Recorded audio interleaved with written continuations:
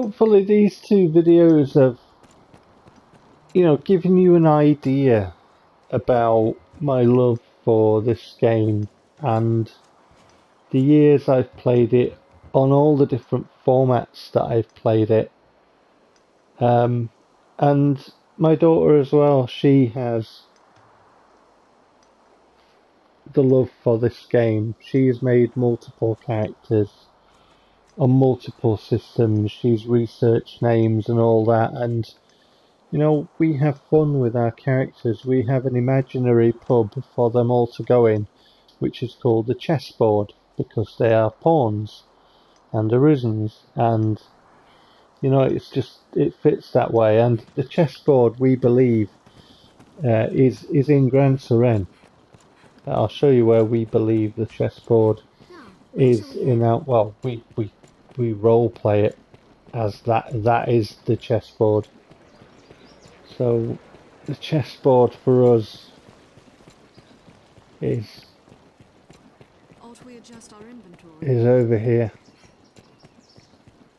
It's this. I wonder if there are rarities from this abroad. is, as we role play it, the chessboard.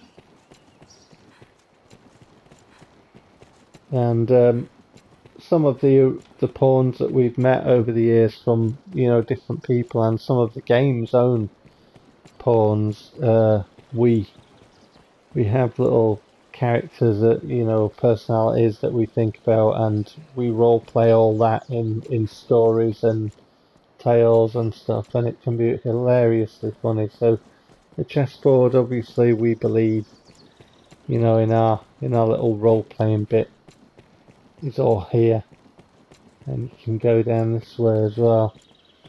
And there's a dog by a fire, and there's tables, and you get characters who are of magic vocation invited to sit at the magic table and all that sort of stuff, and the ale flows, and there's all kinds of wacky characters and fun stuff going on, and fist fights and people flying across it and stuff. Yeah, a chessboard. And then there's an alternatively, sort of a darker pub where nefarious deeds go on, and that's called the Checkers. Yeah. So you get the chessboard and the checkers in our little tales of our world of Dragon's Dogma. Good stuff. But yeah, what a game. What a game indeed. It's not... Does it have the greatest in-depth NPCs in video gaming history? No. But are there still interesting conversations that you can have depending on the stages of the game that you are? Are there things that you can find out that you perhaps wouldn't have known? Yes. Is it the most expansive game, and are there all these secret places to find? Not really, no. But the other thing about it is that the places that you do go have character. They have unique character. Like if you go to the Water God's Temple, it's quite different from the Catacombs, which is quite different from the Blue Moon Tower, which is quite different, to other places. Witchwood is great. You can actually get lost in Witchwood. Is it very big? No.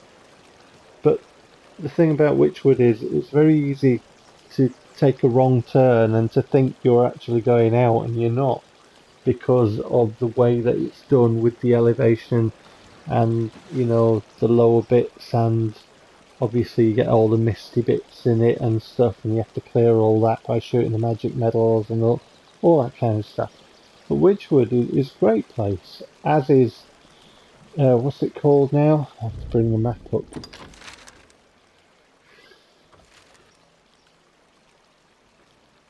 This place near the Abbey. I can't remember what it's called now. Wilted Forest, that's what it's called. The Wilted Forest near Prayer Falls. That's great, They're all beautifully different locations and a different vibe at night because nighttime in Dragon's Dogma, things get much more dangerous and zombies can come up from the ground and all this kind of stuff, which really does remind us of Resident Evil. Very Capcom, but yeah, it's just great. And the dragon animations in this game, they were way ahead of anything like Skyrim. Skyrim's dragons were very jerky and very quite basic, and Skyrim's combat was quite basic. The two are not comparable in games. I've seen people comparing this to Skyrim. No, they're not. This is more an action-oriented, RPG borrowing. It borrows heavily from, your classic RPG party setup and stuff. And in some respects, for me, it's akin to Pokemon, insofar as you can only give your party members, limited moves. But you can set up your party to be effective against different enemies. So there are very much RPG elements and very much an RPG kind of, structure to things and leveling up and all that. But it is very much an action game that puts you in control of how you wish to approach, encounters. And I just think it's great, and obviously, very unique in the way that you can throw things and pick things up and utilize different things and climb on enemies and hit different points of enemies and all that kind of stuff. It was ahead of its time, and like I say, I think the game was genuinely groundbreaking from my point of view of playing games during that time. The colour palette is of its time as well. Your browns and greys and different shades of browns and stuff. But it doesn't mean to say that there isn't colour in this game, because there is. It's just that predominantly you'll find a more, sort of palette of different shades of brown and what have you. But I think that aesthetically as well, like this wood and the graphics are really nice for what this game is, and the animations, like I say, were great as well. The goblins are hilariously funny and really well voiced.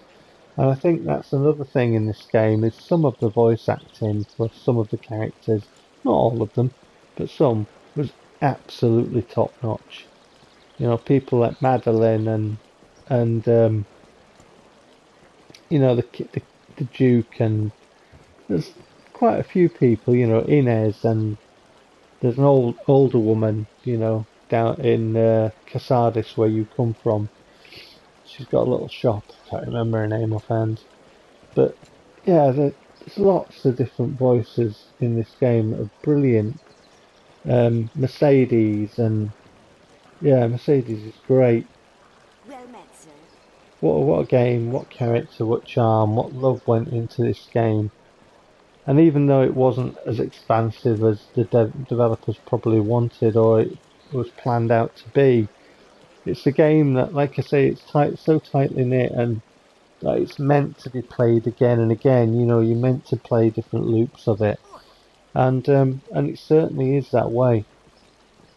But yeah, I love this game. I love it, and I'll always love it. So